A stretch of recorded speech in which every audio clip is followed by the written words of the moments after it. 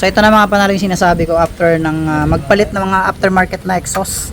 So makikita nyo yan dyan. Ayan. So mga nagpalit ng mga 32mm na elbow dyan, saka pipe, NBR1 at iba pa, pro taper at hand pipe. Basta yung malalaking elbow tapos stuck pa yung inyong potres, hindi pa kayo naka-shifter. Ito lang po yung solusyon doon para mawala yung tukod na yan. Ayan po. Wala kayo ng 12. Ayan. Yung 12 na yan. Luwagan lang po natin to. Tigas yun. Adjust lang po natin siya dito mga boss. Yan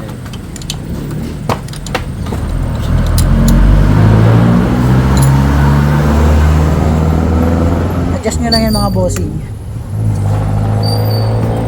Hindi nyo yan tutukod kasi tawag dito.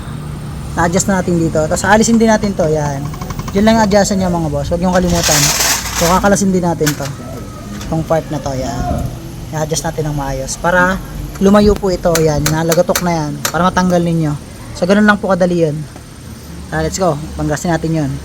So ito na mga boss at tinanggal na natin yung pin. So ito nga pala yung makukuha nyo dyan. Yan.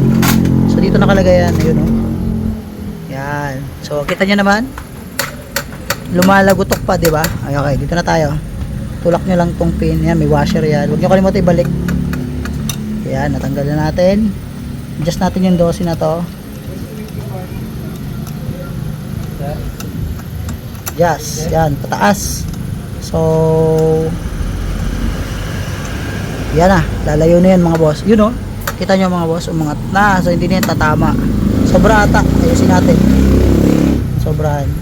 Natin ng konti. Yan. Yan, malayo na siya mga boss. Hindi na yan lalagotok. Balik na natin to. So pag na-adjust nyo na yun, balik nyo na yan. Hirap pa. Yan. So, nabalik ko na yung pin ulit.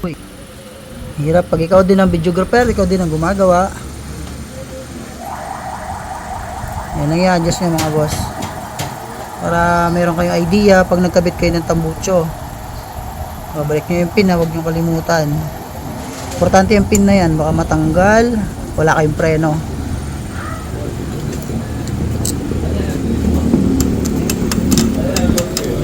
Tawag nga dito dong para matapos tayo dito at yan yan.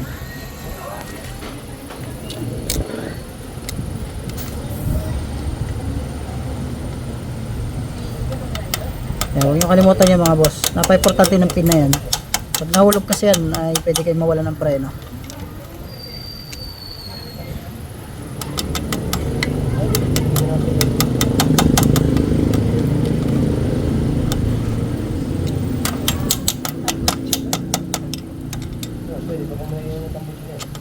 Oo nga boss, dyan sa katabi ninyo dyan sa inyong kamag-anak.